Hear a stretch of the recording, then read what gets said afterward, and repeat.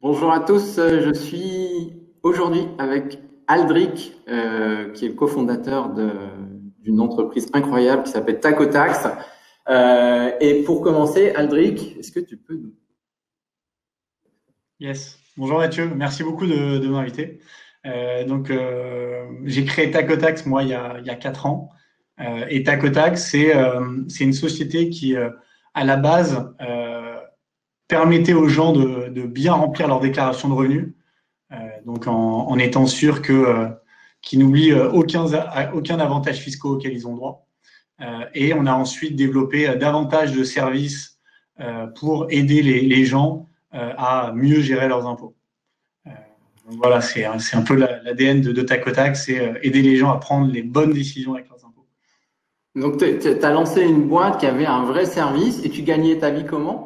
Tu gagnes ta vie comment? Ouais, alors Avec au départ, la monétisation du service a été un flop. En fait, on s'est inspiré d'une boîte aux US qui s'appelle TurboTax, qui a 30 millions d'abonnés.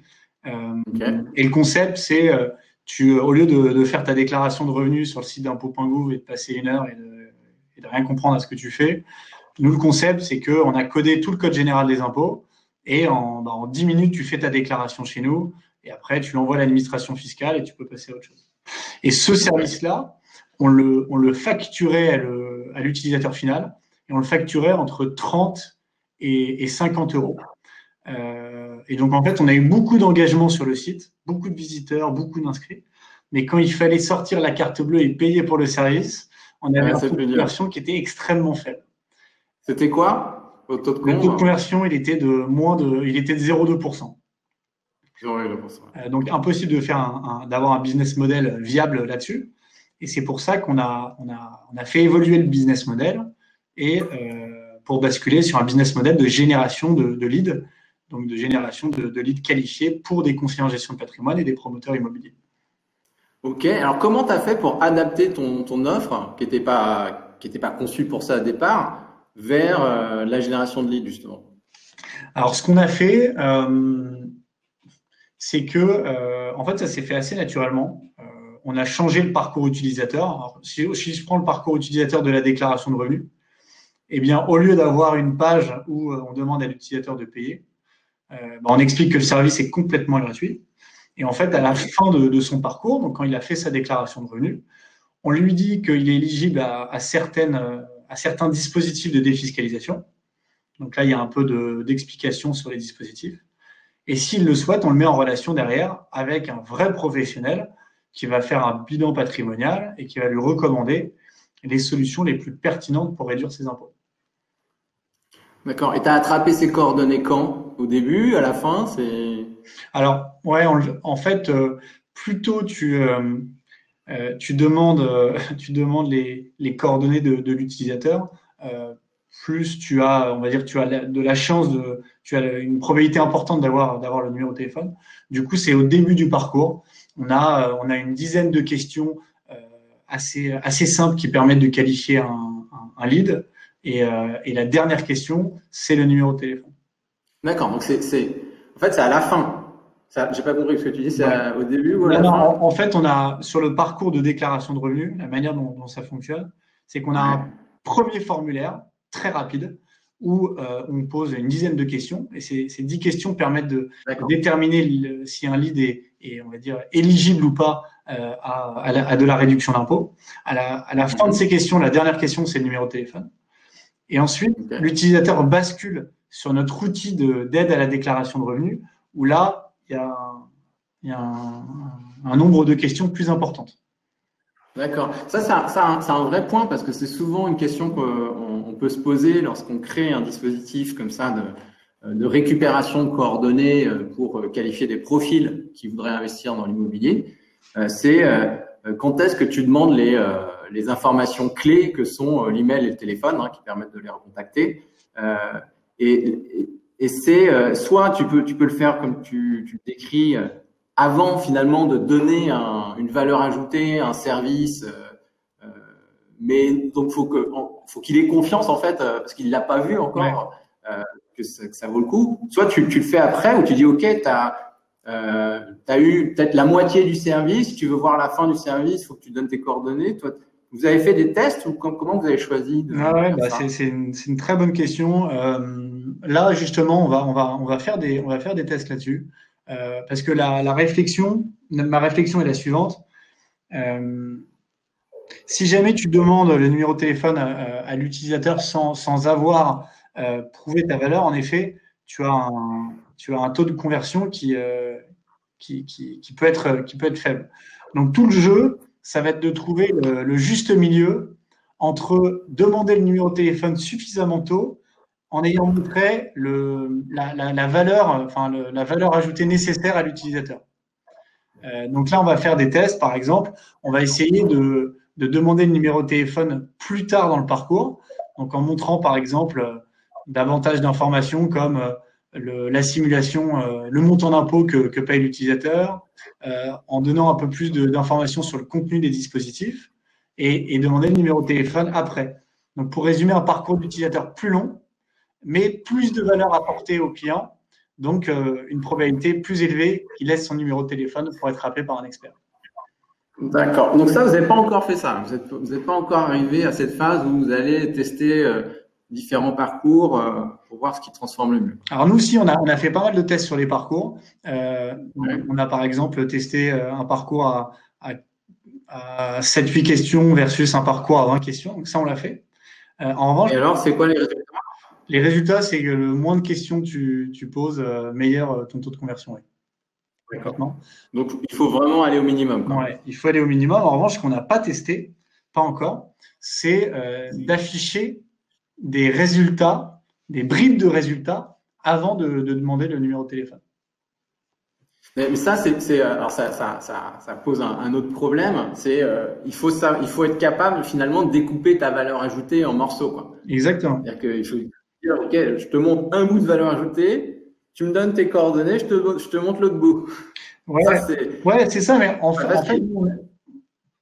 effet, mais on essaie de le tourner un peu différemment parce que nous, c'est pas tant donne-nous le numéro de téléphone pour qu'ensuite on puisse monétiser le lead. Nous, c'est vraiment une fois que l'utilisateur donne son numéro de téléphone, il le donne pour une raison très simple, c'est que il va être rappelé par un expert qui va pouvoir décortiquer son analyse, lui expliquer les dispositifs les plus pertinents pour réduire ses impôts.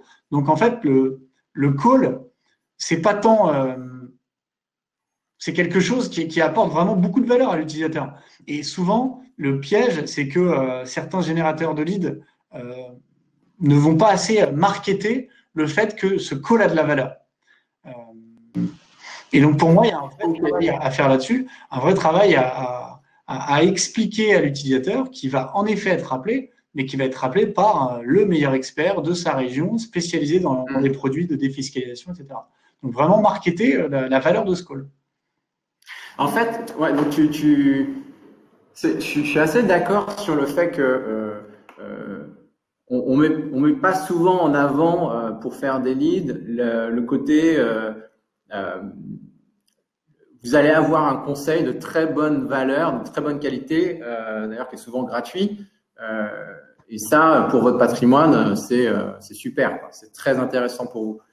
Mais pour avoir fait aussi des campagnes, alors plus en amont, là tu parles vraiment des messages sur la landing page pour transformer, pour faire venir les utilisateurs. Quand on teste des messages comme cela sur bénéficier d'un conseil patrimonial gratuit ou des choses comme ça, versus réduisez vos impôts, il n'y a pas photo. Réduisez vos impôts gagne très haut la main sur l'autre slogan d'accroche pub. Est-ce que tu as vu la même chose de ton côté ou pas? Oui, complètement. Mais ça c'est assez logique parce que tu adresses le besoin de l'utilisateur en parlant de son bénéfice. Et donc, le besoin de l'utilisateur, c'est de réduire ses impôts. Donc, le bénéfice, c'est d'y parvenir. Donc, c'est de marketer la réduction d'impôts. Donc, pour moi, si tu veux en effet avoir des taux de clics plus importants sur tes publicités, il faut marketer le bénéfice user. Et le bénéfice du user, c'est la réduction d'impôts. Et en fait, le bilan patrimonial et le fait de parler à un expert, pour moi, ça, ce n'est qu'un moyen d'arriver au résultat. Ok, mais quand même, toi, tu dis, il faut que je renforce ce message-là à la fin pour avoir notamment les coordonnées sur ma landing qui est… Sur le parcours utilisateur, mais pas. Je pensais que tu parlais plutôt tu pensais que tu parlais sur l'ADS, sur la publicité. Ouais, c'était pour mettre en regard les deux, Ouais. c'est-à-dire, toi, tu dis le message à mettre en valeur sur la landing, ça serait plutôt, vous allez bénéficier d'un conseil expert en patrimoine, alors qu'en amont, pour faire venir les gens, bah, c'est plutôt réduction d'impôts. Donc, on pourrait se dire aussi, bah, tiens, si en amont, c'est réduction d'impôts, pourquoi ça serait pas aussi à la fin, là, pour valider votre réduction d'impôts et pouvoir parler à quelqu'un qui va vous permettre de la faire, mettez vos coordonnées. Ouais. Alors, non, moi, je pense que sur la landing, alors ça, on a fait des tests pas assez concluants encore. Mais ce que je peux dire, c'est que sur la landing, ce qui marche le mieux, c'est quand ton message marketing sur ta landing page correspond au message de ta pub. Il faut qu'il y ait un lien évident pour le user. Ton titre, le titre de ta page, la phrase affichée en gros sur la page doit correspondre à la pub, doit faire écho à la pub, ça c'est certain. Mais un peu plus loin dans le parcours, peut-être expliquer que s'il demande le numéro de téléphone, c'est pour être rappelé par un expert, par exemple, et le mettre. Nous, là, on est en train de tester plein de choses, mais de mettre sous le champ numéro de téléphone pour être rappelé par un expert qui va vous expliquer à mieux comprendre vos résultats, par exemple. On va tester plein de choses comme ça. D'accord. Donc ça, là, pour le coup, je te suis bien. En fait, c'est l'idée que il faut vraiment que les utilisateurs comprennent pourquoi on leur demande chaque champ. Ouais. Pas que ce soit des champs comme ça, quand on dit bah, pourquoi tu as besoin de mon téléphone, pourquoi tu as besoin de mon mail. L'idéal, c'est de dire bah, j'ai besoin de ton mail parce que, par exemple, je vais t'envoyer un document et je vais être sûr que je puisse le faire. J'ai besoin de ton téléphone parce que… Blablabla. Donc, effectivement, ça peut se mettre dans cette démarche-là. Juste pour revenir 2 secondes au parcours, tu as lancé un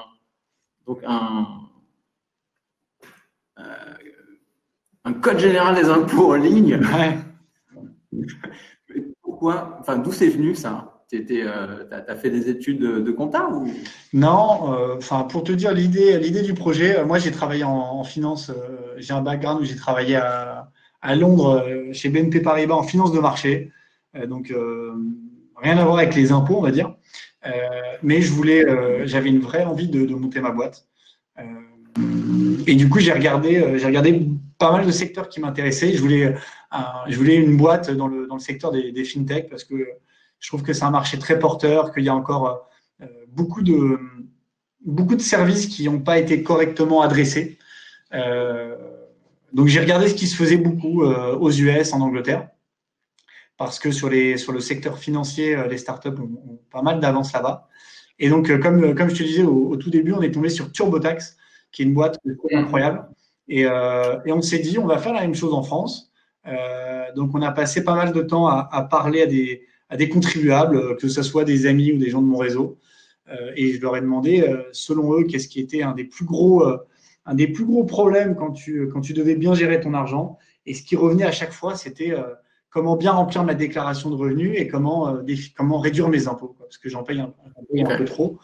Et comme il existe des dispositifs mis en place par l'État pour relancer certains secteurs de l'économie, l'immobilier, les entreprises, et plein d'autres.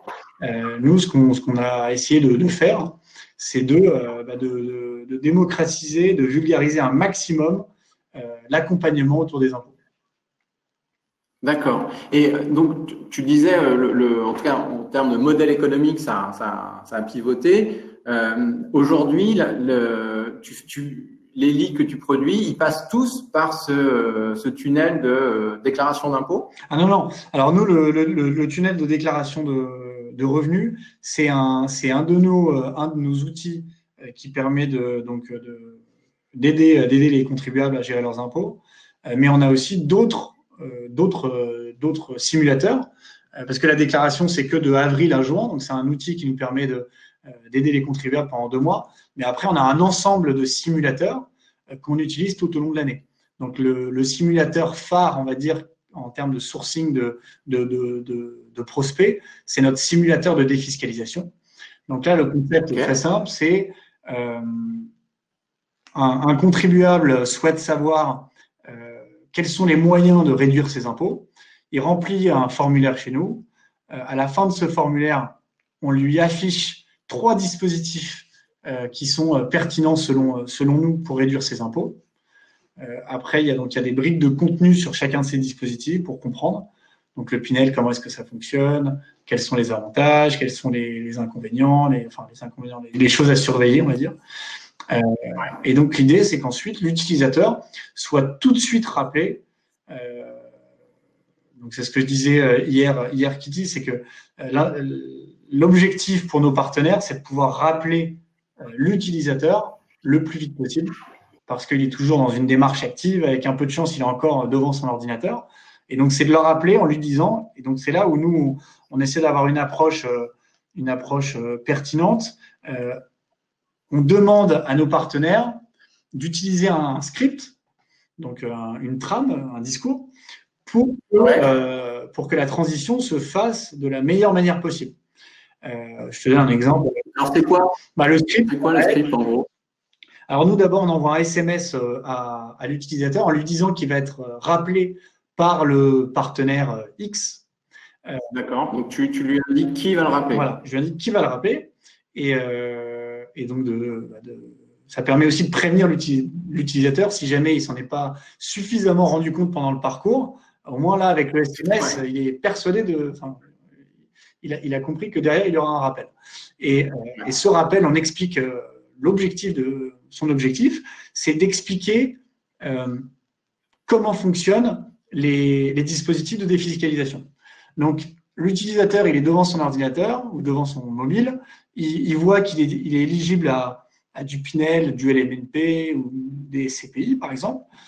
Il y a tout de suite un partenaire qui va le rappeler, qui va lui dire « Je suis un partenaire, le partenaire de Tac au Tac, vous avez fait une simulation sur leur site internet. Là, vous avez devant les yeux les dispositifs de défiscalisation. Moi, je suis là pour vous expliquer comment est-ce que ça fonctionne. » Donc là, pour que ça fonctionne le mieux possible, il ne faut pas être dans une démarche trop commerciale. Ça ferait fuir l'utilisateur et ça ne lui apporterait pas assez de valeur. Il faut vraiment se positionner en tant qu'expert dispo pour répondre à ses questions et pour l'aider à mieux comprendre ses résultats. D'accord. Ok, donc et ça, tu sais si donc ça c'est les acteurs auxquels tu vends des leads, à qui tu suggères ce script, ils le font? Tu as eu des retours de leur part? Ouais, ils le font. Alors nous, on travaille, on essaie de solliciter un maximum nos partenaires. On a peu, on va dire, on a moins de partenaires qu'un générateur de leads. On fait moins de volume en nombre de partenaires. En revanche, on a des partenaires qui font des commandes, on va dire, assez conséquentes. Et du coup, on interagit beaucoup avec eux sur comment travailler de la meilleure manière possible pour que leur taux de conversion finale soit le plus élevé.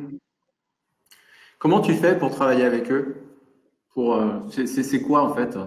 En fait, j'ai par exemple un responsable de partenariat en interne qui passe du temps avec eux au téléphone, qui les rencontre, qui comprend comment est-ce qu'ils travaillent, s'ils ont plutôt des téléconseillers qui bouclent les rendez-vous ou bien si c'est les CGP qui le font, le délai de rappel, le discours, un ensemble de choses qui font que en passant par Tac au Tac et derrière en étant accompagné par ce partenaire-là, le taux de conversion final sera le plus élevé possible. Ok. D'accord. Tu fais combien de leads par mois à peu près? Alors ça dépend évidemment des saisons. Il y a 2 grosses saisons, 2 pics, un entre avril et juin et un entre septembre et décembre. Mais on en fait, on va dire à peu près 10 000 en période de pic et 5 000 en période de croisière par mois. D'accord. 5 à 10 000. Tu les vends en exclusivité, en mutualisé, tu les vends comment? Alors nous, on a toujours fait que de l'exclusivité, on fera toujours que de l'exclusivité. C'est un positionnement 100% exclu. C'est un positionnement qu'on a pris. Moi, j'ai passé du temps déjà, j'étais targeté en tant que salarié de la BNP. Et du coup, en tant qu'utilisateur, je me suis dit, c'est quand même plus quali de se faire rappeler par une personne et pas harceler. Nous, on recommande aussi il faut trouver le juste milieu entre avoir suffisamment de points de contact avec l'utilisateur pour réussir à le joindre et ne pas le harceler. Donc nous, on conseille par exemple d'appeler l'utilisateur. Si on n'arrive pas à le joindre, de laisser un message vocal. Si jamais toujours pas de réponse, on recommande aussi d'envoyer un texto. On préfère donc une démarche quali plutôt que d'appeler 10 à 15 fois le lead pour réussir à le joindre et de faire aussi ce qu'on appelle la numérotation active, donc d'appeler avec plein de numéros différents. Est-ce que ça va mieux, enfin ça fonctionne mieux avec notre démarche en amont d'avoir fait une simulation sur Tacotax. Ça marche. Tu les vends combien, les leads? Les leads, on les vend 90 € dans les grandes villes et 75 € dans des villes de taille moyenne. C'est quoi? Il y en a beaucoup des grandes villes? Les grandes villes, ouais, il y a une quinzaine, vingtaine de départements, mais ça va être toute l'Île-de-France, le 31, le 38, le 44, etc. Ok. Et tu as des taux de transformation moyens en rendez-vous? Oui. Le taux de transformation moyen en R1, donc en premier rendez-vous sur 2019, chez nous, il est de 32%. 32%, c'est pas mal ça. Ouais. D'accord. Et tu les qualifies avant ou pas? Alors nous, on les qualifie pas par téléphone. On essaie de faire ça en amont sur le formulaire. Donc on a un certain nombre de questions qui qualifient le lead. Et derrière, on a une validation par SMS. Donc on utilise un outil. C'est un coût supplémentaire, mais je préfère être sûr à 100% que le numéro est validé par une validation SMS plutôt que de les faire rappeler. Le résultat est même à la fin. Enfin non, je dirais que le résultat est peut-être même plus efficace parce que la validation SMS, tout le monde reçoit le SMS. Alors qu'avec un call center qui rappelle, il y a des injoignables. Ouais. Donc là, toi, est-ce que tu vends tu vends que des codes SMS validés ou des fois tu vends que des codes SMS validés non validés? D'accord. Ok. Donc que des numéros de téléphone portable. Exactement. Ok. Donc tu vends. Alors sur les sources que tu utilises, donc là, on a parlé un petit peu de comment tu les transformais sur ton site et peut-être tu nous en rediras quelques mots, mais comment ils arrivent? Comment tu fais pour recruter? Alors nous, on a nos deux principaux leviers, c'est le SEO et l'accès direct. Donc le SEO, c'est le référencement naturel. Quand tu cliques une requête sur Google, comment réduire mes impôts, c'est le fait d'apparaître dans les premières positions en dessous des annonces Google. Tu parlais du SEO. C'est quoi vos expressions phares qui vous drainent du trafic? C'est quoi? Alors nous, on a une double stratégie. On a une stratégie donc de remonter sur les requêtes qui sont les plus tapées, on va dire. Donc baisse impôt, réduction impôt, Pinel, etc. C'est les mastodons du SEO, on va dire, mais qui sont extrêmement concurrentiels. C'est très dur d'atteindre des bonnes positions. Et ensuite, une deuxième stratégie qui s'appelle la stratégie long train. Donc là, ça va être de cibler des requêtes qui sont moins concurrentielles, mais plus longues. Donc ça va être comment réduire mes impôts en utilisant le dispositif LMNP. Une requête vraiment longue. Ouais. Et là, du coup, c'est moins concurrentiel, donc c'est plus facile d'apparaître dans les premières positions de Google sur ces requêtes plus longues. Et tu sais quel pourcentage de ton trafic vient de ces requêtes longue train versus grosses requêtes phares? Écoute, je dirais 60%, plus de la moitié sur les grosses requêtes et le reste sur les. Ouais, quand même. D'accord. Donc c'est presque moitié-moitié, tu dis. Ok, donc le long train, en fait, parce qu'il y a des tout petits volumes sur le long train. Donc c'est des milliers et des milliers de requêtes. Ok. Et ça, tu as une équipe en interne qui fait ça? Ouais. Alors, on a une équipe depuis le début, en fait. Donc je te disais, on s'est inspiré d'une boîte aux US. Ils ont une équipe SEO très importante. Nous, on avait en tête de mettre le paquet là-dessus, sur le SEO. Parce que ça a pas mal, c'est assez vertueux en fait. Ça permet d'améliorer aussi notre deuxième levier d'acquisition, j'en parlerai après. après.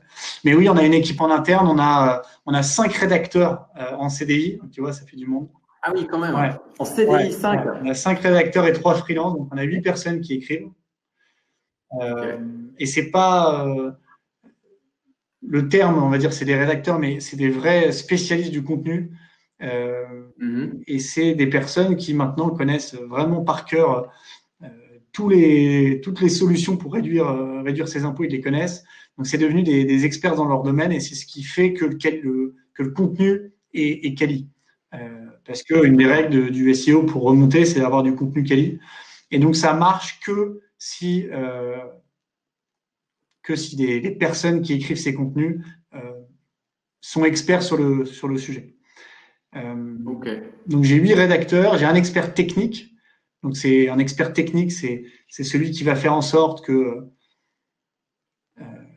pour vulgariser ça un maximum, que toutes les pages soient correctement indexées, qu'il y ait une structure de titre, de balises, ce qu'on appelle les balises en SEO, optimale. Et enfin, une autre personne qui est donc manager de tout ce pôle-là, tout le pôle SEO, qui lui va plus travailler sur la stratégie SEO. Donc, c'est ce qu'on évoquait avant. Comment est-ce qu'on se positionne, etc. Ça te fait combien de trafic par mois en RefNat? En RefNat, on a, alors ça dépend évidemment des périodes de pic, mais on est entre 400 et 500 000 visiteurs uniques par mois. D'accord. Et ça, c'est que c'est vraiment…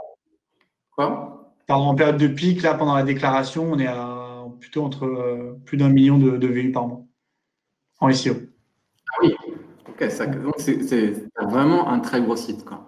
Et c'est quoi les taux de transfo sur ces visiteurs en référencement naturel, donc qui viennent pas forcément pour se transformer en lead, en fait? Ouais. Alors, tu parles donc taux de transfo, taux d'inscription? Ouais, en global, combien on transforme en lead? Soit ils n'arrivent pas sur une landing page, ils arrivent sur un article, et toi, au final, tu veux faire des leads. Donc, est-ce que ça fait des leads derrière? C'est quoi le taux de transfo? Alors, nous, le taux de transfo, on va dire global, il est de 9%, 9-10%. Ça varie parce que, pareil, hein, quand on est dans une période où les gens sont très intéressés par les impôts, ton taux de conversion augmente, bien sûr. Et sur le SEO, c'est assez… Enfin, non, on a à peu près le même taux. Il est un petit peu meilleur que nos leviers d'acquisition payants. Alors qu'on pourrait croire qu'il serait bien moins bon parce qu'on arrive sur une page de contenu. Mais en fait, l'utilisateur est tellement captif. Et d'ailleurs, il y a des générateurs de leads qui avaient cette stratégie-là, je me souviens, il y a quelques années. C'était de ne pas mettre le formulaire tout de suite, c'était de mettre d'abord du contenu très quali et le formulaire en bas de page. Et moi, j'étais surpris de cette stratégie-là parce que le réflexe, c'est de se dire le formulaire en bas de page, il faut scroller, impossible de le voir, ça ne convertit pas. Mais en fait, quand tu apportes beaucoup de qualité au user avec du contenu, eh bien, tu as un taux de conversion dans le formulaire qui est beaucoup plus élevé. Donc, all in all, le taux de conv via le SEO, il est un peu meilleur que le taux de conv via les leviers payants type Google AdWords ou les réseaux sociaux. Attends, tu me dis que tu as 10% en lead sur 500 000 visiteurs uniques mois. Ça ne colle pas, en fait, là. Ça ferait 50 000 leads par mois. Non. En fait, en SEO, on a des requêtes sur lesquelles on met nos formulaires, sur lesquelles on met nos CTA, faites votre simulation, nos boutons faites votre simulation. Mais on a d'autres contenus où on ne les met pas parce que ce ne serait pas pertinent. Un exemple concret, imagine quelqu'un tape centre des impôts Nantes parce qu'il a besoin d'avoir l'adresse et le numéro de téléphone du centre des impôts. Là, il n'y aurait aucun intérêt à mettre notre formulaire et à mettre un bouton pour faire une simulation de réduction d'impôts. Okay. D'accord. Donc, tu nous dis, là, 10%, c'est sur une partie de ton trafic. Exactement. C'est sur le trafic C'est celui où non. tu mets du CU. Non, j'aimerais bien que ça soit sur mon. Mais moi, je te posais la question sur le global. Ça fait quoi au global? Alors, au global. Parce que tu ne contrôles pas. Tu que tu vas faire des leads aussi sur des gens qui arrivent sur n'importe quoi, ils se baladent sur ton site et ils vont faire un lead. Donc, au global, ça fait quoi? C'est quoi le taux de transfert? Eh ben, figure-toi que je n'ai pas ce taux-là. Nous, on monitore le taux de conversion sur ce qu'on appelle des contenus SEO qui sont éligibles. Ça veut dire des contenus SEO sur lesquels on affiche nos formulaires, nos CTA. Et sur le global, non, je n'ai pas ce taux-là. D'accord. C'est sur contenu éligible, tu veux dire. Donc là, tu as des articles, des expressions qui sont vraiment à vocation de générer des leads derrière. Et tu mets quoi? Tu mets un bouton, tu mets un formulaire, tu fais comment? Alors ça, on est pareil, on est en phase de test. Pour le moment, on met un bouton. Et là, on va bientôt tester de mettre un formulaire un peu plus… on va tester de mettre en iframe, donc dans un encadré, la première question du formulaire et de pouvoir faire le formulaire dans le contenu. OK. Mais pour le moment, c'est un bouton qui redirige sur le formulaire. Mais on a là, tu vois, on a fait un gros boulot SEO sur la qualité du contenu, sur les partenariats aussi qu'on a eu avec des médias, on en parlera plus tard, pour avoir des liens qui redirigent vers Tac au Tac. On a fait un gros boulot là-dessus. Et là, on a encore un chantier très important à faire sur donc la partie UX, donc la partie, on va dire, simulateur sur le contenu. Est-ce qu'on met juste un bouton? Est-ce qu'on met tout le formulaire? Est-ce qu'on met une question du formulaire?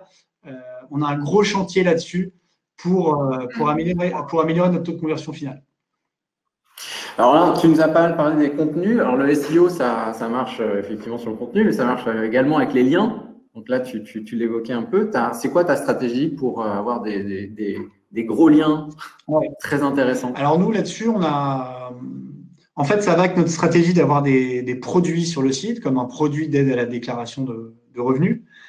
Et le fait d'avoir des produits à forte valeur ajoutée pour les clients finaux, ça fait qu'on peut aller voir les médias et leur dire regardez, on est une start-up spécialisée sur les impôts.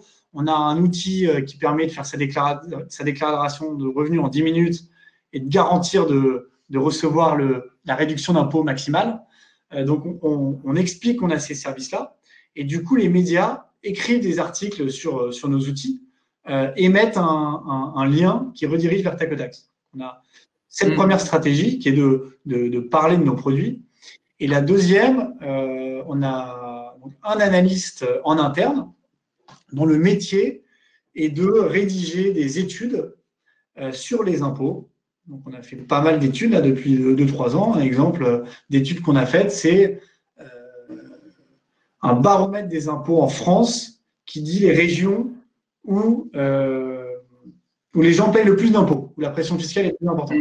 Et on a réalisé cette étude. On l'a ensuite envoyée à des gros médias français en leur disant voici une étude de Tac au Tac qui pourrait intéresser vos lecteurs. Ensuite, les médias utilisent cette étude-là, la modifient, parfois l'améliorent un peu pour qu'elle clique plus, on va dire, pour leurs lecteurs. Et dans cette étude-là, il y a un lien qui redirige vers Tac au Tac. Donc ça, c'est des liens très forts qui ont ce qu'on appelle un domain authority très important. Et ça, en termes de SEO, ça a beaucoup, beaucoup de valeur. Ouais, alors ça, je suis complètement d'accord avec toi. Si il y en a parmi vous qui ont envie de faire du référencement naturel et de pousser leur site de manière vraiment conséquente, il faut qu'ils comprennent bien ça, c'est que il y a le contenu, et ça c'est facile d'en faire de son côté de bonne qualité, c'est mieux. Par contre, ce qui va vraiment vous faire passer un cap, c'est d'avoir des liens de domaines d'autorité. Et les principaux domaines d'autorité, c'est les médias en fait. Et pour que les médias parlent de vous, il faut que vous ayez un service intéressant. Et ça s'invente pas sur un coin de table. C'est-à-dire, c'est vraiment le truc difficile à craquer quand on veut performer en référencement naturel. Et en fait, c'est ce que tu as super bien fait, parce que tu as des résultats excellents chez Tac au Tac sur ce sujet. Il faut un service qui plaisent aux médias. Et donc, il faut un service qui ait une vraie valeur ajoutée pour le grand public. Parce que de quoi parlent les médias? C'est de ça. Et donc, ça permet d'avoir ces liens. Et puis après, d'entretenir en faisant des études autour de services, effectivement, en utilisant les forces du service pour faire des communications régulières auprès des médias. Ouais. Alors là, complètement d'accord. Alors, après, ce qui fait un peu peur, là, c'est quand tu nous donnes tes chiffres d'équipe, là, mais c'est énorme. Il faut des moyens colossaux, là, pour faire comme toi. Tu as combien de personnes au total? Tu dis, là, dans la boîte, on est 27 maintenant. Tu dis, pardon? Pardon? J'ai pas bien entendu. On est 27, là, chez Tacodax. Et combien sur le SEO, alors, avec toutes les études, ceux qui font le technique, la rédaction? Sur le SEO en salarié, on est 5, 6, 7, on est 7 personnes. Et après, on a des freelances qui interviennent sur certains domaines d'expertise très précis. Ouais, donc c'est conséquent, quoi. Et tu penses qu'on peut faire moi, je suis CGP tout seul. Je peux le faire, ça, tout seul ou pas? C'est possible? Moi, mon analyse, c'est que pour bien faire quelque chose, ça demande un focus et une énergie très importante. Et donc, nous, notre stratégie sur le SEO, ça a été vraiment de mettre les moyens dessus pour bien le faire. Donc, mettre les moyens sur des personnes qui vont écrire du contenu de qualité, mettre des moyens sur de l'expertise technique pour faire en sorte que le site soit bien référencé, et mettre aussi des moyens sur des personnes plus à profil commercial pour aller essayer de récupérer des backlinks, donc des liens qui relient. Ouais, okay. Donc, sans cette structure-là, c'est difficile d'avoir des bons résultats. Donc, moi, mon analyse là-dessus, c'est que pour bien le faire, il y a des frais de structure qu'il faut assumer. Et ceux qui le font bien, il y a des acteurs CGP qui le font très bien. Hein. Des Selectium, des Net Investissements, je sais qu'ils sont très bien référencés en SEO, mais ils ont aussi mis le paquet sur les ressources, pour parvenir à ces résultats-là. Donc moi, je pense que pour bien le faire, avoir un coût d'acquisition au lead faible, parce que c'est ça, hein, la fin en soi, ça demande beaucoup de moyens. Donc si on n'est pas prêt à mettre beaucoup de moyens, je recommande de rester plus sur ce qu'on sait très bien faire, à savoir le conseil et la vente, et de plutôt déléguer la partie sourcing de lead à des personnes qui savent bien le faire. Ok, c'est sûr que c'est pas facile. Est-ce que tu sais combien de leads tu fais par mois qui viennent du SEO? Le SEO, c'est quasiment 50% de notre acquise, hein, donc c'est facile. Hein, sur 5 000 leads. Et tu sais le coût? Pardon? Ouais, le coût que ça te représente, hein, le coût d'un lead SEO? Le coût SEO d'un lead, en fait, c'est marrant parce que c'est pas vraiment une métrique que tu suis sur le SEO, tu suis plutôt la conv, le taux de conversion, parce qu'en fait, ton coût en SEO, c'est le salaire de tes employés plus quelques freelances.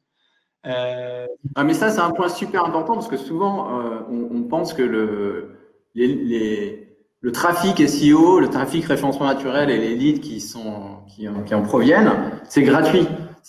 Voilà, maintenant, tu es positionné, c'est gratuit. Sauf que maintenant, c'est pas gratuit parce que derrière, tu as 7 personnes en CDI qui carburent et 3 freelances. Donc, en fait, ça a un coût, le SEO. C'est un coût et c'est pour ça que je pose la question, c'est qu'en fait, ça s'arbitre. Si tu vois que tu sors tes leads en SEO, mais tu as besoin d'autant de personnes et que tu les sors à 100 €, tu vas pas gagner ta vie. Donc, c'est pour ça que je te posais cette question. Ouais. Écoute, non, moi, ce que je peux dire, c'est que nos frais, c'est facile le calcul. Hein, c'est 7 personnes, même si on dit, on va dire, pour faire simple, 5 personnes à 40 000 € de salaire, par exemple. Hein. Ouais.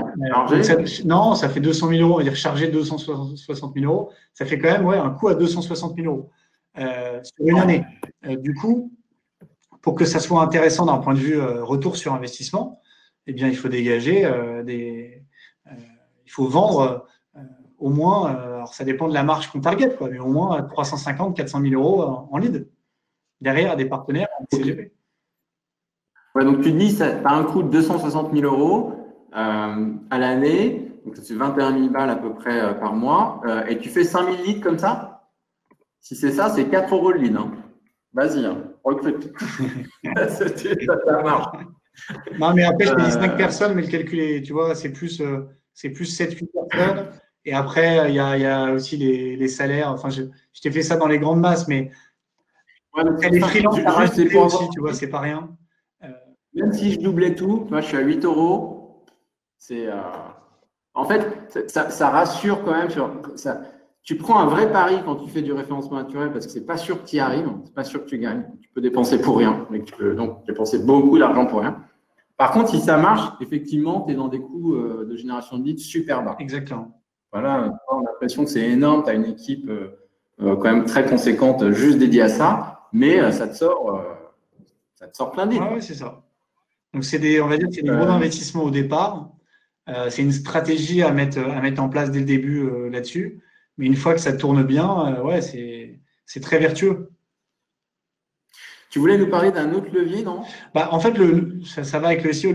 C'est le levier accès direct. Donc, accès direct, c'est les gens qui vont sur Google ou directement sur la barre de recherche et qui tapent Tacotax. Donc, ça, c'est le trafic qui vient de ta marque. Et du coup, nous, on a une vraie stratégie presse. Donc, avec les études, par exemple, qu'on publie, qui sont relayées par la presse. Ça fait que si tu as un article du Figaro ou du Monde sur Tacotax, tu vas avoir des dizaines de milliers de visiteurs sur le site. Et du coup, ça fait du trafic important et ça fait aussi du bouche à oreille parce que quelqu'un qui entend parler de Tacotax sur un gros média, comme les gros médias apportent beaucoup de réassurance aux gens, eh bien, t'en parleras, le bouche à oreille se fera beaucoup plus versus j'ai vu une pub sur Facebook ou j'ai vu quelque chose sur Google. On a plus tendance à parler des bons plans qu'on a vus sur les médias plutôt que des bons plans qu'on a vus sur d'autres leviers d'acquisition. Ouais, je suis d'accord. Tu sais dire quelle part de tes leads viennent via justement cette stratégie de marque? Ouais, nous, l'accès direct, c'est quasiment 25%. Ouais. Donc, c'est assez important. Et ça c'est vraiment l'accès direct augmente de manière exponentielle. C'est logique. Plus ta marque est connue, plus ton accès direct est important. D'accord. Super. Alors, est-ce que vous avez des questions pour Aldric avant que j'invite Christopher de MaxiWeb qui va nous parler d'emailing. Donc, j'ai essayé de répondre au fur et à mesure à celles que je voyais. Tu proposes pas de rendez-vous, toi? C'est juste des leads. Hein. Alors, on propose essentiellement des leads, mais on a aussi une activité où on propose des rendez-vous. Ah, d'accord. Ouais. Alors, c'est moins important que le lead, mais on le fait aussi. Et ok, et comment tu choisis? C'est-à-dire, ça veut dire qu'il faut que tu les rappelles, les leads. Exactement. Donc, on a des téléconseillers en interne qui vont rappeler les leads et qui vont proposer des rendez-vous avec des partenaires. C'est une petite partie de notre activité, mais ça doit représenter 5% des leads entrants. Donc, c'est une petite partie, mais on le fait quand même parce qu'en fait, pour la simple et bonne raison que on peut avoir des utilisateurs qui vont nous appeler ou nous envoyer un email en nous disant j'aimerais un rendez-vous avec un expert. Et donc, en fait, ça vient de là à la base. C'est pour ces leads-là, ils ont une valeur plus importante que 90 euros, forcément. Donc, c'est pour ça qu'on a décidé de traiter une partie de ces leads-là et de proposer des rendez-vous qui sont du coup dans une démarche plus active, plus engagée. Et on le fait donc tu as 90 euros le lead sur les grandes villes, si c'est un lead qualifié. Et en rendez-vous, c'est combien? On est à 400 euros le rendez-vous. 400 euros, d'accord. D'accord. Il n'y a pas de limite. Si on veut acheter des leads chez toi, je peux en prendre un par mois, deux. Si. Alors là-dessus, nous, on fait en sorte qu'il y ait un engagement minimal de la part du partenaire. Parce que avec un engagement financier, le partenaire va mettre suffisamment de besoins, consacrer suffisamment de temps pour que le partenariat fonctionne. Donc, je disais au début du webinaire qu'il faut utiliser nos scripts, que nous, il y a une phase d'onboarding qui est assez importante avec le partenaire. Et du coup, il faut que le partenaire soit suffisamment engagé. Et donc, on demande un minimum de 50 leads par mois. 50 leads par mois, d'accord. Minimum 50 leads par mois. D'accord. Ils font quoi les autres qui ne font pas du SEO chez toi? Ah oui, non, on a parlé du. Nous, moi, j'ai quand même un quart de mon trafic qui vient de l'acquisition payante, donc les réseaux sociaux, le SEA aussi. Donc, on a une team. Alors, t'en parlais hier, mais on a des personnes qui créent des contenus, donc des visuels et des vidéos, et ensuite qu'on va mettre sur les réseaux sociaux. Et ça demande beaucoup de savoir-faire. Je rebondis hier sur ce que les avis se contredisaient un peu sur la vidéo. Moi, je pense que la vidéo, pour que ça fonctionne, il faut que ça soit ultra quali. Donc, quand je dis ultra quali, il ne faut pas que ça fasse trop cheap. Donc, il faut que ce soit un acteur avec un script vraiment pensé à l'avance, une vraie stratégie de contenu vidéo, sans quoi ça fait des leads pas quali et ça fait des taux de transformation faibles. Donc, je pense qu'il faut. Et c'est quoi alors? C'est quoi le contenu d'une vidéo quali? Ça va être quoi? Ça peut être un témoignage client. Ça peut être. Alors, nous, qu'est-ce qui a très bien marché dans les vidéos? Par exemple, on a un expert qui explique vraiment comment fonctionne le Pinel. Donc, avec des wordings simples et très pertinents pour l'utilisateur. Et donc, ça demande une rédaction de script. Ça demande de passer du temps sur la rédaction du script pour que le rendu soit. Alors, c'est technique parce qu'il faut que le rendu soit simple et pertinent, insightful. Du coup, ça demande à la fois des compétences marketing et des compétences d'expertise métier, d'expertise sur la défiscalisation. Complètement. Ouais. Ok. Et toi, tu sources beaucoup en vidéo? Ouais, je dois avoir, on fait visuel et vidéo. Il faut savoir alterner parce que moi, je pense qu'il n'y a pas de règle. J'avais un super responsable de compte de chez Facebook qui me disait la seule règle, c'est d'appuyer là où ça marche. Et je suis assez d'accord avec ça. Au bout d'un moment, on se disait on va faire que des visuels et puis que des vidéos. En fait, ce qui marche, c'est quand tu as une pub qui a des bons résultats, les autres, tu réduis les budgets et cette pub-là, tu mets le paquet dessus. Okay. On a fait ça et de manière empirique, ça a super bien fonctionné. Ok. Alors, j'ai des questions là qui arrivent, notamment Jean-Yves Figuère qui s'interroge sur les volumes de leads. Quand tu disais entre 5 et 10 000 tu parles bien des leads Pinel ou c'est d'autres types de leads?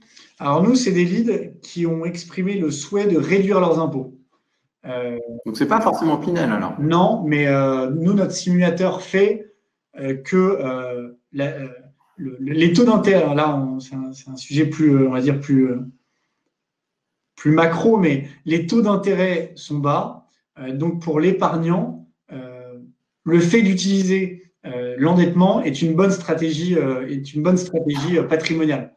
Du coup, si une personne a des revenus qui le permettent et un taux d'endettement pareil qui le permet, tous les produits d'investissement immobilier qui demandent d'avoir recours à l'endettement sont des produits qui peuvent avoir de l'intérêt et de la valeur pour les utilisateurs.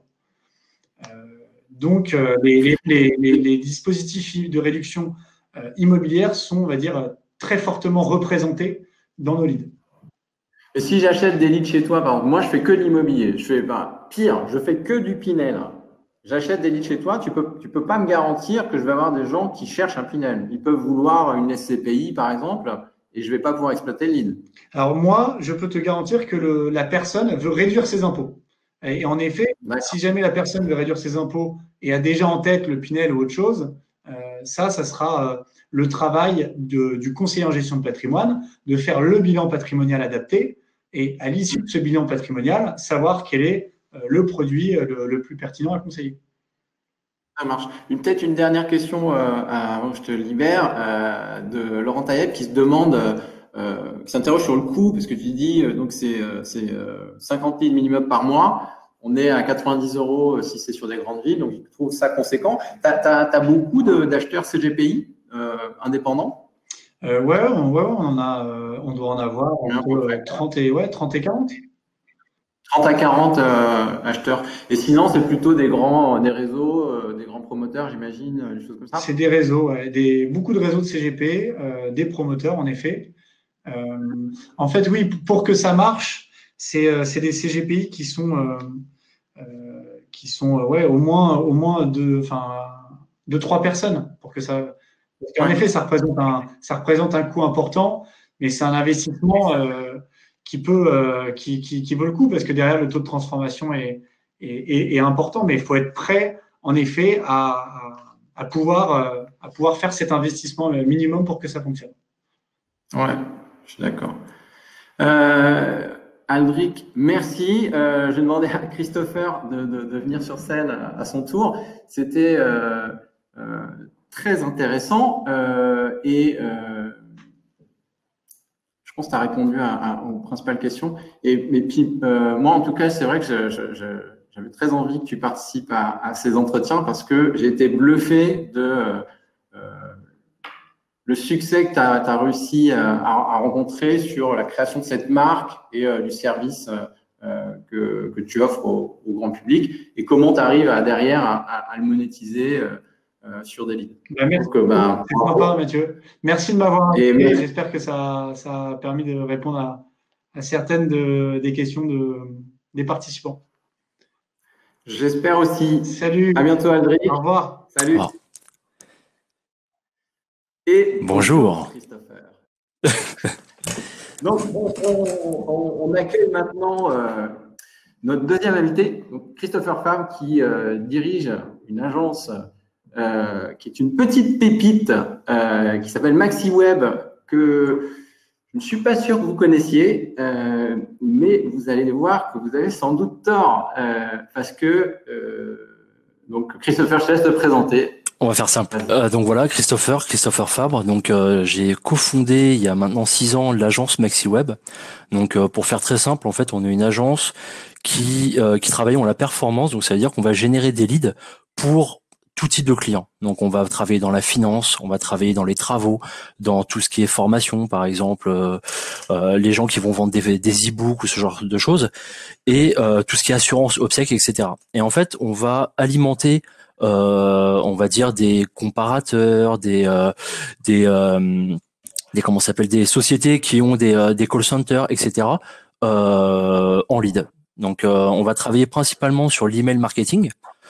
Donc ça veut dire que on va travailler avec, je vais vous donner des médias assez connus. On peut travailler avec des 20 minutes, des Capital, etc. On va envoyer un email publicitaire dessus et ça va générer des leads qui vont être directement envoyés chez les comparateurs, etc. Donc voilà un peu comment ça fonctionne. Alors, il faut savoir que la génération de leads dans l'immobilier repose. Alors, on a parlé de la vidéo, de Facebook, d'AdWords, etc. Mais ça repose aussi beaucoup sur des actions d'emailing. Et ça. Peut-être, est-ce que tu peux, pour commencer, nous expliquer un peu comment ça marche, une opération de lead? Alors, pour faire très simple, donc on va concevoir le marketing, donc la publicité. Ça va se transposer, on va dire, sur un email publicitaire, donc un visuel avec une phrase d'accroche. Comme parlait Aldric juste avant, donc ça va être la promesse, donc par exemple baissez vos impôts, assurez votre retraite, etc., etc. Donc les personnes vont cliquer sur l'email. Donc, on va envoyer en fait cet email en masse sur plusieurs millions de personnes. De souvenirs, on doit envoyer entre 30 et 40 millions d'emails par mois uniquement sur de la finance. Donc là, tu dis 30 à 40 millions de mails par mois sur des sujets finance pour toutes sortes de clients qui font appel à ce service, c'est ça? C'est pas pour un seul client. Non, c'est en fait, je vous dis des bêtises. C'est entre 30 et par exemple, on va parler concrètement sur la loi Pinel. Je dois envoyer à peu près entre 30 et 40 millions d'emails par mois. Ensuite, sur tout ce qui est Tu parles de Ouais, loi sur Pinel. de loi Pinel, c'est ça. Ok.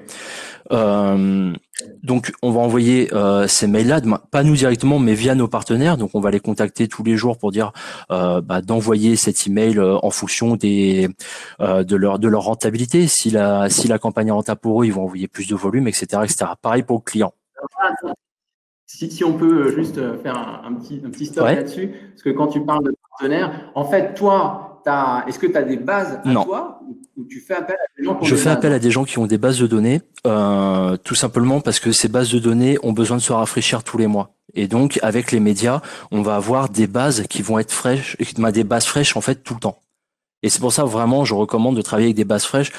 J'entends beaucoup des CGP ou même des sociétés qui vont acheter par exemple des bases de données sur Internet. Il y a beaucoup de sites qui vendent des bases de données. Faut vraiment faire attention à ça. C'est quelque chose que je ne recommande pas, tout simplement parce que plein de gens l'ont déjà fait. Ça peut créer beaucoup de problèmes pour vous avec tout ce qui est la notion de RGPD. Je pense que vous en avez entendu dans tous les sens. Et puis c'est en termes de qualité, c'est pas forcément au rendez-vous et c'est cher. Donc voilà. Donc nous. Vas-y, excuse-moi. Ouais. Toi, tu te dis, c'est compliqué d'acheter des Oui. bases parce que, en fait, on pourrait se dire spontanément, tu dis, bah ok, là, en fait, tu as un intermédiaire entre moi, je suis un CGP, j'ai un réseau, je veux t'acheter des leads, enfin, je veux que tu m'aides à générer des leads et je vais te payer. Et toi, en fait, tu vas juste shooter, tu vas me mettre en relation avec des gens qui ont des bases. C'est pas toi qui. Voilà, la différence en fait, c'est que quand tu vas acheter une base, qui a une antériorité, tu ne sais pas combien de temps elle a, alors que par exemple, si on travaille ensemble, ça va être des leads qui vont être frais. Tu vas les recevoir, je dis pas à la seconde, mais tu vas les recevoir au fur et à mesure. Donc ça va vraiment être des gens qui auront un intérêt directement pour ton service. Tu vois le truc? Je vois bien. Mais c'est un point qui est difficile à comprendre, je pense, si on n'est pas baigné dedans. C'est à quel point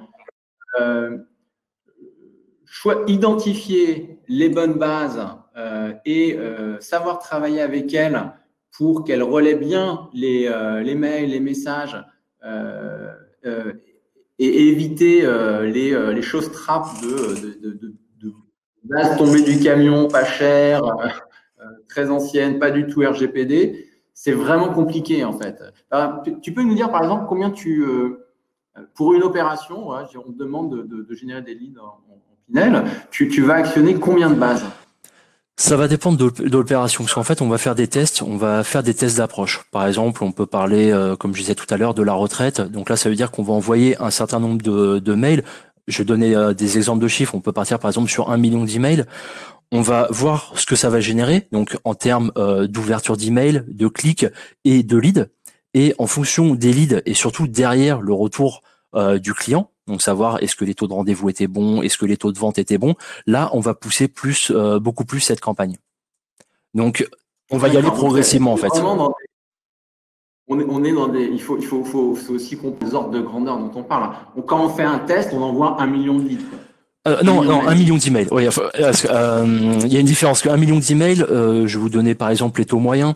Sur 1 million d'emails, généralement, on va faire à peu près 5% de taux d'ouverture. On va être sur du 3% de clics. Et puis ensuite, en fonction de la créa, on va être, entre 5 et 15% d'inscription. Sauf que moi, j'envoie uniquement les leads qui sont éligibles. Donc ça veut dire que c'est que des leads qui sont au-dessus de 2500 € d'impôt et ensuite 25-59 ans. Tous ceux qui sont en dehors de ça, donc ne rentrent pas dans le tunnel. Donc ça, c'est la loi des grands nombres. C'est ça. S'il y a un truc à bien retenir sur l'emailing, on envoie 1 million de mails. Donc déjà, ça, c'est un petit test. Ouais. Ça peut être ça, ouais. D'ouverture. Sur ces 5%, je vais avoir 3% de clics. C'est ça. Donc je multiplie à chaque fois. C'est des moyennes. Et après, je peux éliminer 5 à 15% d'inscription. C'est ça. Et là, je suis en lead cible ou non, je suis en lead? Là, c'est que du lead cible. Non, excuse-moi. Donc là, alors sur les 5 à 15%, tu vas avoir uniquement les leads cibles. Excuse-moi. Oui, c'est ça. Parce que tous les autres, en fait, ne sont pas comptabilisés, en fait. Ok, on est de l'ordre du pourcent, quoi. C'est ça. À chaque fois, on gratte le pourcent pour, voilà, on va changer une accroche, on va changer un objet parce que ça va aussi se jouer à l'objet de l'email. Si par exemple l'objet de l'email n'est pas assez sexy, bah les gens vont pas ouvrir. Donc faut essayer de trouver le bon équilibre pour que le partenaire soit rentable, le média soit rentable, mais que aussi le client qui va nous acheter le lead soit rentable. Parce que si c'est pour avoir des leads à l'appel et qu'au final, bah, il n'y ait pas de rendez-vous, qu'il n'y ait pas de vente, etc., ça sert à rien. Et comment tu fais ça là? Parce que alors tu t'as pas répondu à ma première question. Combien tu travailles avec combien de bases là? Sur une opération là? Alors sur une opération, ça dépend. En fait, ça dépend des opérations. Au total, MaxiWeb, on a à peu près 800, entre 800 et 1000 bases, ce qui représente à peu près 40 à 50 millions d'adresses. Sauf que le problème, c'est que dans les bases, dans une base de données, il peut y avoir plusieurs fois le même utilisateur. Et ensuite, quand on va lancer une opération, généralement, on va tester sur 5-6 bases, et puis au fur et à mesure, on va augmenter la cadence. Si on voit qu'on a des retours positifs, là, on appelle ça généraliser. Donc, ça veut dire qu'on envoie un petit volume et ensuite on généralise sur l'ensemble de la base. Généralement, les partenaires vont envoyer juste une petite portion sur leur base de données parce qu'eux aussi prennent un risque. D'accord. En fait, il y a un vrai travail de négociation commerciale Tous les jours. C'est bon, surtout en ce moment. Alors, on voit. Surtout en ce moment, avec ce qui se passe, la crise, etc. Donc, c'est même pour eux, c'est aussi difficile. Donc, on essaie de trouver une rentabilité pour eux. Et voilà. Donc, c'est pour ça que c'est pas rentable. C'est rentable pour certains affiliés, c'est pas rentable pour d'autres. Mais en fait, on doit juste trouver l'équilibre entre la rentabilité du partenaire, la rentabilité du média, mais aussi la rentabilité du client final. Donc c'est ça qui est pas évident et on doit toujours jouer avec le pourcentage, etc. C'est tout le temps. Ouais. Et sur tes 500-800 bases, 800 000 bases, je sais plus, je crois, 800 bases, j'imagine. Donc si on se focus sur l'investissement en immobilier. Il y en a qui marchent mieux que d'autres, qui transforment mieux que d'autres, qui font une qualité meilleure que d'autres. Tu sais ça, sur le volume que ça génère, parce que par exemple, on peut envoyer par exemple 100 000 adresses avec la base 1 et 50 000 adresses avec la base 2. Parfois, la base 2 va avoir de meilleurs résultats que la base 1. Donc, ça fait, comme je disais tout à l'heure, ça fait 6 ans qu'on est sur le marché. On voit des tendances, on voit quel partenaire va mieux remonter. Et parfois, on va avoir des retours clients qui nous disent ah bah tiens, ce message il a cartonné, donc ça veut dire qu'on va rappeler le partenaire pour lui dire vas-y, on voit un peu plus de volume, quoi. Donc on essaye de faire un peu de micromanagement, mais c'est pas forcément évident parce que on est vraiment un peu en effet de balance où il faut trouver la rentabilité pour tout le monde, pour nos clients mais aussi pour nos partenaires. Donc c'est même pas qu'il y a des bonnes et des mauvaises bases, c'est qu'il y a des bases qui réagissent bien, moins bien à certains types de messages. Et c'est pour ça que parfois on va passer énormément de temps à faire une créa, travailler son marketing, etc. Et au final, au bout de 3-4 shoots, on se rend compte que ça marche pas, donc on passe à une autre. Mais donc j'imagine qu'à force d'envoyer des mails sur toutes ces bases, sur la loi Pinel par exemple, tu as quand même des benchmarks de qu'est-ce qui marche, qu'est-ce qui marche pas. On a un rôle de conseil, mais le problème c'est que le marché change tout le temps. C'est entre les actualités, il y a des choses qu'on va mettre plus en avant. Entre le débat des retraites, etc. On a joué là-dessus pour dire voilà, assurez votre retraite, etc. Et le problème c'est que ça change tout le temps. Et parfois on se pose même la question. La loi Pinel, c'est là depuis des années. Et le truc c'est que ça fonctionne toujours autant. Nous, ça fait 5 ans. Il y a Béatrice qui nous demande ça. Est-ce que c'est pas c'est exactement ce que j'allais dire. À un moment, je me dis, comment ça peut encore fonctionner? Et le truc, c'est que ça marche tout le temps. Les bases, en fait, oui, elles peuvent être essorées, mais étant donné que les bases de données se renouvellent tous les mois, en fait, on aura toujours des nouveaux utilisateurs. Et vu que le message... Ouais, ça aussi, qui est pas complètement évident à connaître, c'est que quand on bosse avec une base, c'est pas une base qui est figée, en fait, c'est des bases qui sont vivantes, qui sont C'est ça. renouvelées. Quand vous recevez un email publicitaire, généralement en bas il y a souvent un bouton désinscription. Donc ça veut dire que la personne qui en a marre de recevoir, tac, elle va quitter la base de données. Sauf qu'il y en a qui partent, mais il y en a aussi qui rentrent. Et il y en a beaucoup plus qui rentrent. Donc ça veut dire que tous les mois, on va toucher des nouveaux utilisateurs. Et généralement, tous les mois, on va envoyer aussi une nouvelle approche publicitaire. Donc ça veut dire que on renouvelle assez souvent. C'est ça. D'accord, donc il faut renouveler les mails, quoi.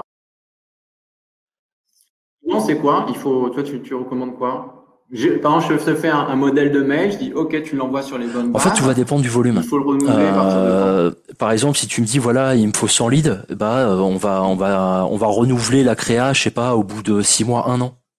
Par contre, si tu me dis bah voilà, il me faut je sais pas 10 000 leads, Ouais. Là, je vais te demander de renouveler ça toutes les semaines, toutes les 2 semaines, quoi. D'accord. Donc voilà, en Ok, fait, donc, ça va dépendre du volume, en fait. 5. Ça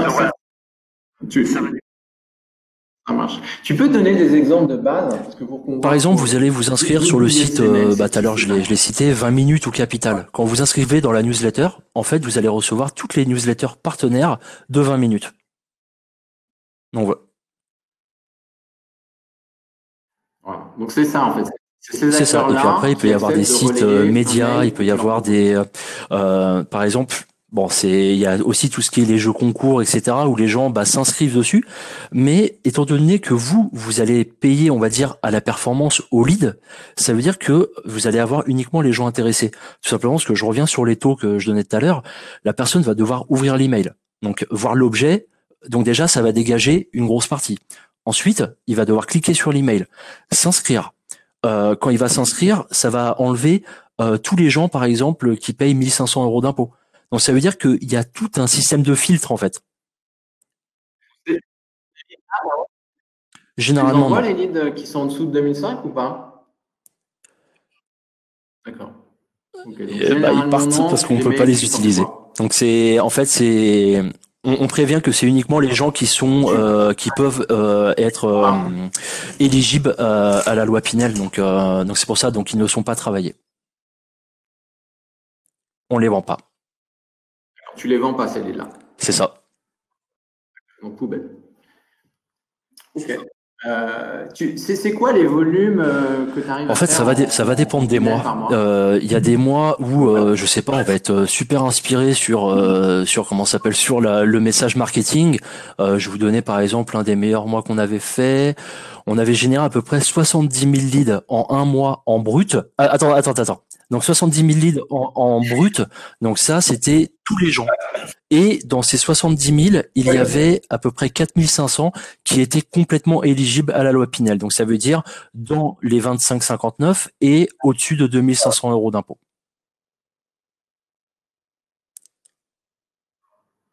C'est énorme le taux de chute à l'éligibilité. Les Français gagnent pas assez d'argent, peut-être, ils payent pas assez d'impôts. Non, plus sérieusement, on va toucher vraiment au global, et puis voilà, les gens ils vont voir des messages pour baisser leurs impôts, améliorer leur retraite. Parfois il y en a qui vont être curieux, tiens, la loi Pinel ça a l'air intéressant d'avoir mon bien ou un truc comme ça, donc ils vont s'inscrire. Mais ces gens-là ne vont pas être envoyés chez vous, en fait, ils vont pas, vous allez pas pouvoir, vous allez rien pouvoir en faire de toute façon, donc ils viendront, on vous les enverra pas, quoi.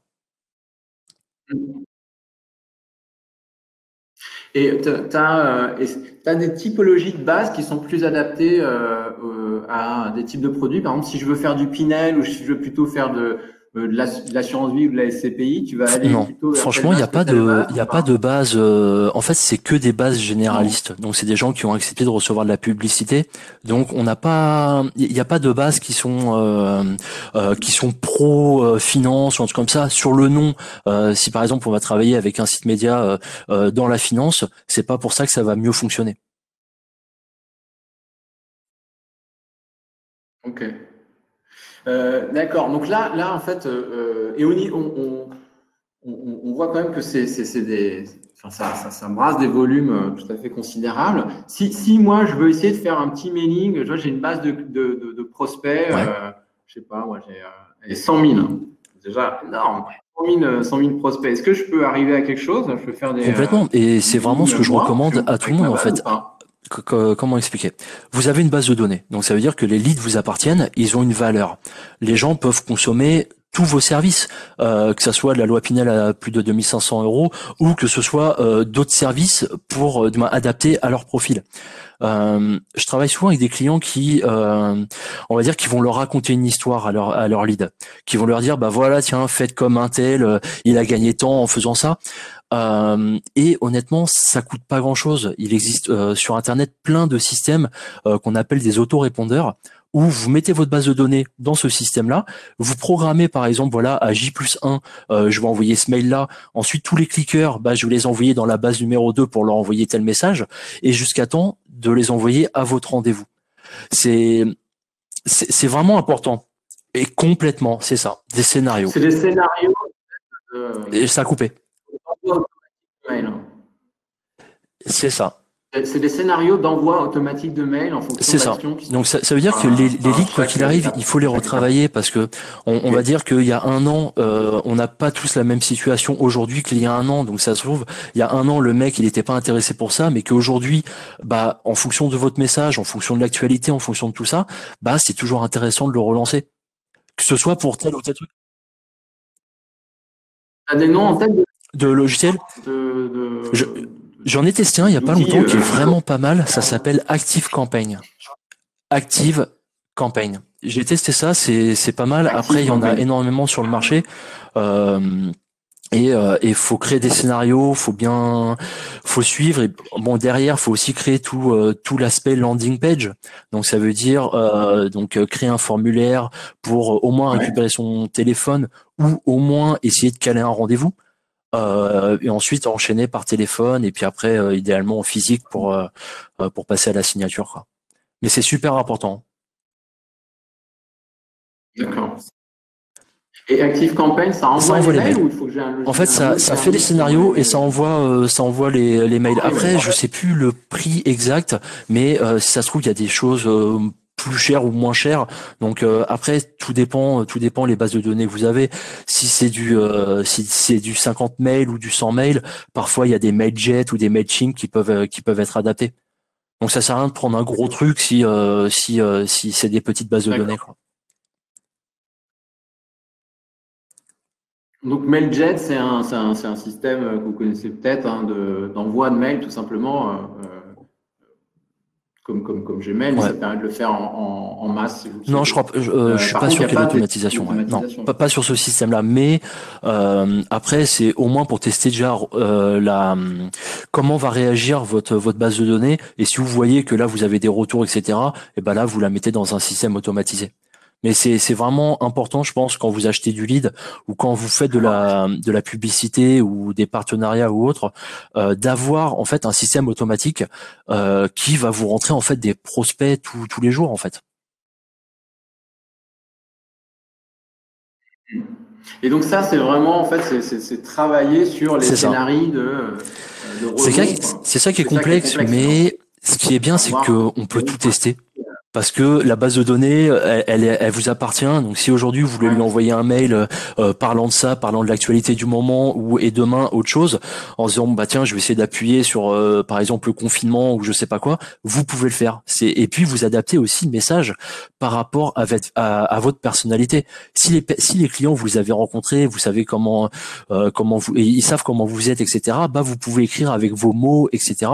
Et c'est toujours parfois plus humain, et donc ça signe plus facilement à la fin, quoi.